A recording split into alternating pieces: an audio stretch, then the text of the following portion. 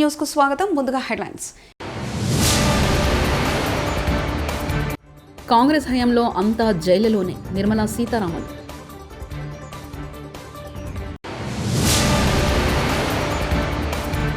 పోలవరంలో సీఎం చంద్రబాబు పర్యటన.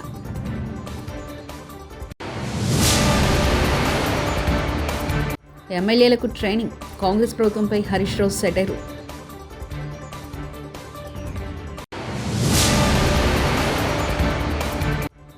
మోహన్ బాబు వివాదంపై స్పందించిన రాచకొండ సిపి. పదవుల కోసం కాంగ్రెస్ పార్టీ రాజ్యాంగాన్ని అగౌరవపరిచిందని కేంద్ర ఆర్థిక శాఖ మంత్రి నిర్మలా సీతారామన్ విమర్శించారు. సోమవారం రాజ్యసభలో సంవిధాన్ గౌరవ్ యాత్ర పేరిట చర్చలో భాగంగా భారత రాజ్యాంగంపై మంత్రి నిర్మలా సీతారామన్ ప్రసంగించారు. ఈ సందర్భంగా గత కాంగ్రెస్ పార్టీ పాలనపై నిప్పులు చెరిగారు. కేవలం కుటుంబ లబ్ధి కోసమే రాజ్యాంగ సవరణలు చేసిందన్నారు.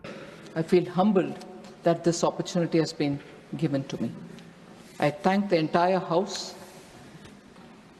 and seek your indulgence if I come up with some thoughts which I'd like to share, which any member could have a difference of opinion. But I start again by paying homage to all the 389 members of the Constituent Assembly. Andhra Pradesh ముఖ్యమంత్రి నారా చంద్రబాబు నాయుడు ఇవాళ సోమవారం పోలవరంలో పర్యటిస్తున్నారు. Polavaram project hill view హెలిప్యాడ్కు చేరుకున్నారు. అక్కడి నుంచి hill view point నుంచి project పరిశీలించనున్నారు. Project పనుల గురించి సీఎం చంద్రబాబు అధికారులకు వివరించారు. పోలవరం పనులపై అధికారులు, ఇంజనీర్లతో చంద్రబాబు సమీక్ష చేయనున్నారు. ప్రాజెక్టు పురోగతి, నిర్వాసితుల పునరావాసంపై చర్చించనున్నారు. సమీక్ష తర్వాత పోలవరం పనుల షెడ్యూల్ను సీఎం చంద్రబాబు విడుదల చేయనున్నారు. Diaphragm wall, earth cum rock fill dam, ఇతర నిర్మాణ పనులపై షెడ్యూల్ విడుదల చేయనున్నారు. రోడ్డు మార్గాన ప్రాజెక్టు పనుల పురోగతిని పరిశీలించేందుకు సీఎం చంద్రబాబు బయలుదేరారు. సమీక్షలు చేశాం. సోమవారాన్ని పోలవరంగా చేసుకుని సమీక్షలు చేశాం. ఇన్ని చేస్తే గడిచిన ప్రభుత్వం 2019 రావడం, 19లోనే వస్తానే ఆర్డర్స్ ఇష్యూ చేశారు. పోలవరం కాంట్రాక్టర్ని మారుస్తున్నామని బలవంతంగా జూలై 29, 2019లో నోటీసులు ఇచ్చి సైట్ నుంచి వెళ్ళిపోవాలని చెప్పి ఆదేశాలు ఇచ్చారు. కాంట్రాక్టర్ని పంపించారు, ఇంజనీర్ని ట్రాన్స్ఫర్ చేశారు. 15 నెలల పాటు ఇక్కడ ఎలాంటి ప్రత్యామ్నాయ ఏర్పాట్లు చేయకుండా రివర్స్ టెండరింగ్ అనే పేరు పెట్టి ప్రాజెక్ట్ని పూర్తిగా సర్వనాశనం చేసే పరిస్థితికి వచ్చారు. గోదావరిలో కలిపేసే పరిస్థితికి వచ్చారు.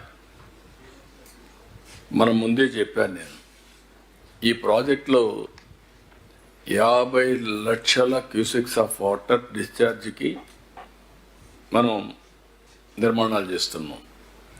నదిని డైవర్ట్ చేస్తున్నాం. నది మీద పోతూ పక్కకు తిప్పి స్పిల్వేస్ ఇవన్నీ తీసుకొచ్చాం.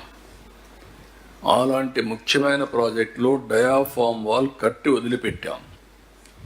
కాఫర్ డ్యాములు పూర్తయ్యే సమయం, ఇంకొక చాలా తక్కువ పని కానీ కంప్లీట్ చేసుంటే ఆ ఏజెన్సీ ఉంటే అతని బాధ్యత.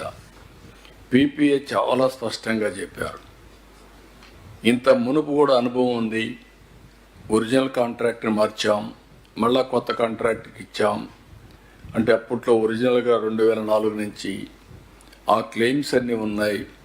పాత కొత్త ఇద్దరు కాంట్రాక్టర్లు ఉంటే అకౌంటబిలిటీ ఫిక్స్ చేయడం కష్టమవుతుంది. ఎవరు రెస్పాన్సిబిలిటీ ఉంటుందో మనం చెప్పలేము, చాలా డిఫికల్ట్ అని దయచేసి ఆలోచించమని చెప్తే క్యాన్సిల్ చేసి రాటిఫికేషన్ పంపించారు. అంత దుర్మార్గంగా. ఒకవేళ పంపిస్తే దాన్ని ప్రొటెక్ట్ చేశారంటే అది కూడా చేయకుండా చేశారు. సర్పంచులకు బిల్లులు ఇవ్వకుండా గోసపెడుతున్నారని మాజీ మంత్రి సిద్దిపేట ఎమ్మెల్యే తన్నీరు హరీష్ రావు అన్నారు. తెలంగాణ అసెంబ్లీ సమావేశాలు ఇవాళ సోమవారం ఉదయం 10 గంటలకు ప్రారంభమయ్యాయి. ముందుగా ప్రశ్నోత్తరాల సమయం కొనసాగింది. తర్వాత సభలో ప్రభుత్వం 2 కీలక బిల్లులు ప్రవేశపెట్టింది. ఎంగిడియా physical education and sports university bill, Telugu యూనివర్సిటీల చట్ట సవరణ బిల్లును ముఖ్యమంత్రి రేవంత్ రెడ్డి అసెంబ్లీలో ప్రవేశపెడతారు. పల్లె ప్రగతి ప్రారంభమైన తర్వాత 3,300 కోట్ల రూపాయలు 3,300 కోట్ల రూపాయలు మేము గ్రామ పంచాయతీలకు ఇచ్చాం. ఒకవేళ మీరు ఆ పద్ధతిని కొనసాగించుంటే నెల 275 కోట్లు ఇచ్చుంటే ఇవాళ ఈ బకాయిలు ఉండేటియే కాదు అనేటువంటి విషయాన్ని మనం చేస్తా ఉన్నా. ఇవాళ కాంగ్రెస్ పార్టీ ఈ సర్పంచుల పాలిట పేద కాంట్రాక్టర్లు ఎంపీటీసీలు జెడ్పీటీసీల పాలిట ఈ హస్తం గుర్తు భస్మాసుర హస్తమై కూర్చున్నది. ఇవాళ వాళ్ళ ఉసురు పోసుకుంటున్నారు. సో దయచేసి మంత్రి గారిని నేను స్పష్టంగా అడిగా, సంవత్సర కాలంలో మీరు క్లియర్ చేయలేదు. ఒక్క నవంబర్లో బడా కాంట్రాక్టర్లకు 1200 ఇచ్చారు. అందులో సగం ఇస్తే సర్పంచ్ల బిల్లులు క్లియర్ అవుతుండే. ఎప్పట్లోకి ఇస్తారో స్పష్టంగా చెప్పండి అంటే త్వరలో ఇస్తాం, చూస్తాం, చేస్తామన్నారు. ఏడాది అయినాక కూడా చూస్తాం, చేస్తామనేటువంటి మరి బాధ్యతారహితమైన సమాధానం మంత్రి గారి నుంచి వచ్చినందుకు ఈ సభ నుంచి మా తీవ్ర నిరసన శాసనసభను తప్పుదోవ పట్టిస్తున్నారని, తాము సభా హక్కుల ఉల్లంఘన నోటీస్ ఇచ్చామని బీఆర్ఎస్ వర్కింగ్ ప్రెసిడెంట్ మాజీ మంత్రి కల్వకుంట్ల తారక రామారావు తెలిపారు. సోమవారం ఆయన అసెంబ్లీ లాబీ వద్ద మీడియాతో చిట్చాట్గా మాట్లాడారు. గతంలో సీఎం కిరణ్ కుమార్ రెడ్డిపై ఉల్లంఘన నోటీసులు ఇస్తే చర్చకు వచ్చిందన్నారు. ప్రోటోకాల్ సమస్యలను స్పీకర్కు వివరించామని, లగచర్లపై చర్చకు తాము సభాపతిని అడిగామని, బీఏసీలో కూడా ఈ అంశాన్ని లేవనెత్తుతామని చెప్పారు. ఆర్బీఐ నివేదిక ప్రకారం 3.89 లక్షల కోట్లని స్పష్టత ఇచ్చిందని, గతంలో సీఎంపై తాము ఉల్లంఘన నోటీసులు ఇచ్చామని కేటీఆర్ తెలిపారు.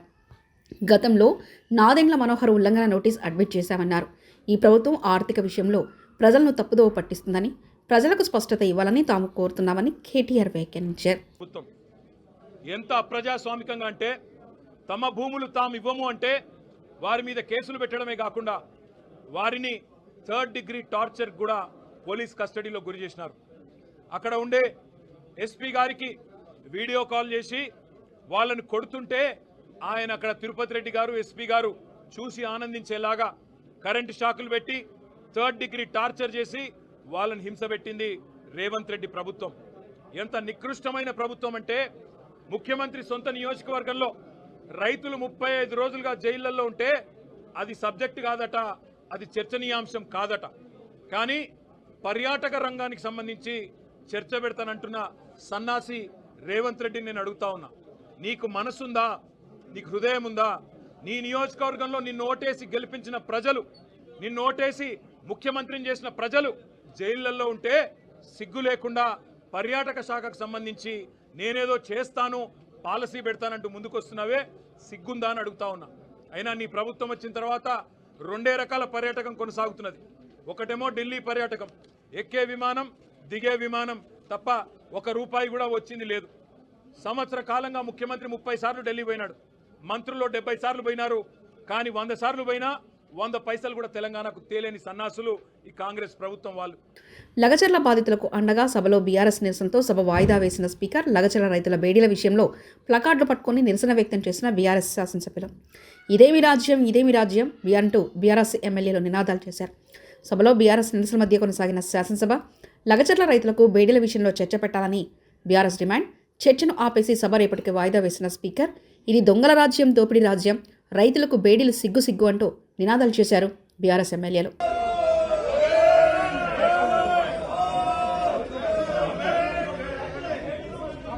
బూతులు మాట్లాడే కాంగ్రెస్ నాయకులకు సమయం ఇస్తున్నా, ప్రశ్నలు అడిగే మా సమయం వచ్చే వరకు వాయిదా వేస్తున్నారు.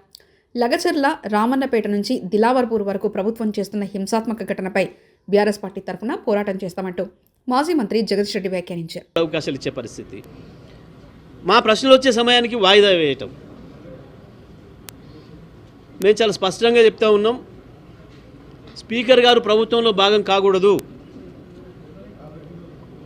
లగచర్ల విషయం మీద ఎట్టి పరిస్థితుల్లో కూడా మా పోరాటం కొనసాగుతుంది. లగచర్లనే కాదు, అది రామన్నపేట కావచ్చు, అది దిలావర్పూర్ కావచ్చు, అది ఇంకొకటి కావచ్చు. రాష్ట్రంలో ఈ ప్రభుత్వం చేస్తున్న హింసాత్మక సంఘటనలన్నింటినీ కూడా, ప్రజల్ని ఏదైతే హింస పెడుతున్నారో వాటన్నిటి విషయంలో కూడా మేము పూర్తి స్థాయిలో ప్రజల వెంట ఉన్నాం. తెలంగాణ నుంచి రేషన్ బియ్యం కాకినాడ పోర్టుకు అక్రమ రవాణా జరుగుతుందండి మండలి చైర్మన్ గుత్తా సుఖేందర్ రెడ్డి అన్నారు. అవును, రేషన్ బియ్యం అక్రమ రవాణా జరుగుతుంది నిజమే అంటూ మంత్రి ఉత్తమ్ కుమార్ రెడ్డి అన్నారు. ఇంత బియ్యం ఎక్కడ పోతున్నాయి, కాకినాడ పోర్టుకు పోతున్నాయని రోజు వింటున్నాం. కాబట్టి మీరు ఇచ్చేటప్పుడు సమగ్రంగా చూడండి. వాస్తవంగా ఈ రోజున్న పరిస్థితుల్లో పెద్ద ఎత్తున పీడిఎస్ రైస్ డైవర్షన్కి గురవుతున్న మాట ఇది వాస్తవం. అసెంబ్లీలో పవర్ కట్ అసెంబ్లీ సమావేశాల రోజే బీఆర్ఎస్ ఎల్పీలో కేటీఆర్తో చర్చిస్తుండగా అరగంటలో 5 సార్లు పవర్ కట్స్ జరిగాయన్నారు బీఆర్ఎస్ ఎమ్మెల్యేలు.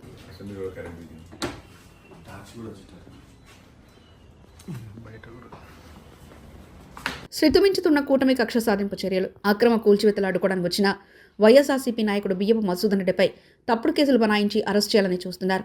అధికారులను దుర్భాషలాడారు. అవి అబద్ధపు ఆరోపణలు చేస్తున్నారు. ప్రజాస్వామ్యంలో ఇది సరైన చర్య కాదు. భూమన కరుణాకర్ రెడ్డి, ఉమ్మడి చిత్తూరు జిల్లా వైఎస్ఆర్సీపీ అధ్యక్షులు. అతిక్రమణలు చేసింది చట్టవిరుద్ధంగా ఉంది అన్న పేరుతో ఆ రివర్ వ్యూ రెస్టారెంట్ను కూలగొట్టడానికి అధికారులు వచ్చినప్పుడు అన్నీ చట్టబద్ధంగానే ఉన్నాయి, ఏ తప్పు లేదు, పనిగట్టుకొని కక్ష సాధింపుతో దీన్ని కోల్చటానికి వస్తున్నారోనని మాజీ శాసనసభ్యుడైనటువంటి బిఎం మధుసూదన్ రెడ్డి గారు అక్కడ బైఠాయిస్తే ఆయన అధికారులను తీవ్రంగా దుర్భాషలాడినట్టుగా కేసు మోపి ఈ రోజున ఆయన్ని అరెస్ట్ చేయడానికి ప్రయత్నాలు చేయటం అన్నది చాలా అభ్యంతరకరమైనటువంటి విషయం. ఇలా చట్ట వ్యతిరేకంగా ఉన్నటువంటి కట్టడాలను కూల్చాలా అనుకుంటే సగం కట్టడాలని కూల్చాల్సినటువంటి అవసరం ఉన్నది. పని కట్టుకొని మనకు వ్యతిరేకంగా ఓటు వేశారు, మోహన్ బాబు వివాదంపై స్పందించిన రాచకొండ సిపి మోహన్ బాబు కేసు విచారణ కొనసాగుతుంది. మోహన్ బాబుకు నోటీసులు జారీ చేశాం. ఈ నెల 24 వరకు టైం అడిగారు. హైకోర్టు ఈ నెల 24 వరకు మోహన్ బాబుకు టైం ఇచ్చింది. హైకోర్టు ఉత్తర్వులను గౌరవిస్తాం. అప్పటి వరకు రెస్పాన్స్ కాకపోతే మరోసారి మోహన్ బాబుకు నోటీసులు జారీ చేస్తాం. మంచు ఫ్యామిలీకి సంబంధించి మొత్తం 3 ఎఫ్ఐఆర్లు నమోదయ్యాయని రాచకొండ సిపి సుధీర్ బాబు అన్నారు.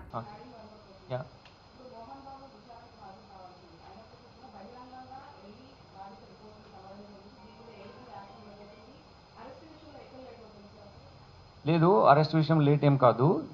దాంట్లో మాకు ఇంకా మెడికల్ సర్టిఫికేట్ అవన్నీ తీసుకోవాల్సింది. దాని తర్వాత మేము ఆయన నోటీస్ ఇచ్చాము. ఆయన 24th వరకు టైం అడిగారు. Maybe out of is concern for him ఈ వెంట్ దేర్. దానికి మేము ఫస్టే మేము అగేన్స్ట్ చూపించలేము. కాకపోతే ప్లస్ ఆయన ఇంజూర్డ్ అయినాడు కాబట్టి ఆయన వల్ల వెళ్ళుంటారు. కానీ చట్టం ఏ ప్రకారం ఏది తీసుకుంటే అది మేము తప్పకుండా చర్య తీసుకుంటాం. ఏపీ నుంచి 3 రాజ్యసభ సభ్యులుగా ప్రమాణం. ఏపీ నుంచి ఎన్నికైన 3 నేతలు రాజ్యసభ సభ్యులుగా ప్రమాణం చేశారు. రాజ్యసభలో చైర్మన్ జగదీప్ ధనఖండ్ వారి చేత ప్రమాణం చేయించారు. రాష్ట్రం నుంచి ఖాళీ అయిన 3 రాజ్యసభ స్థానాలకు ఇటీవల జరిగిన ఉప ఎన్నికల్లో టీడీపీ నుంచి బీదా మస్తానరావు, సానా సతీష్ బాబు, బీజేపీ నుంచి ఆర్ కృష్ణయ్య ఏకగ్రీవంగా ఎన్నికైన విషయం తెలిసిందే.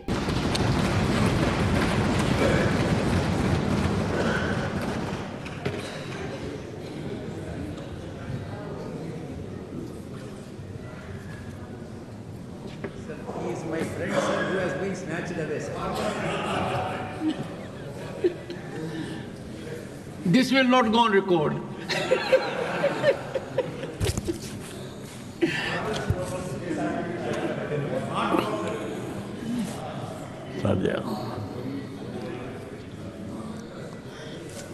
యాగా కృష్ణయ్యను నేను రాజ్యసభ యొక్క సభ్యునిగా ఎన్నుకోబడిన వాడనై శాసనం ద్వారా స్థాపితమైన భారత సంవిధానం పట్ల యథార్థమైన శ్రద్ధానిష్టలను కలిగిందుననియు భారతదేశం యొక్క సార్వభౌమతను మరియు అఖండతను సమర్థించుననియు నేను చేపట్టనున్న కర్తవ్యమును శ్రద్ధాపూర్వకంగా నిర్వహించుననియు దైవ సాక్షిగా ప్రమాణం చేయుచున్నాను.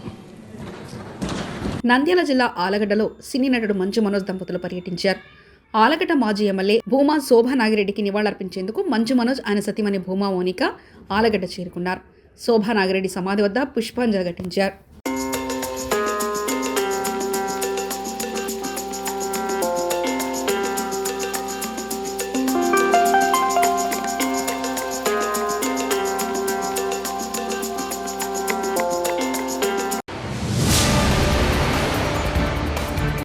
కాంగ్రెస్ హయాంలో అంతా జైలులోనే నిర్మలా సీతారామన్.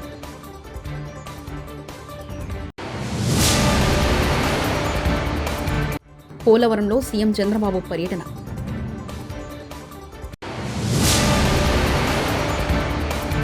ఎమ్మెల్యేలకు ట్రైనింగ్, కాంగ్రెస్ ప్రభుత్వంపై హరీష్ రావు సెటైరు.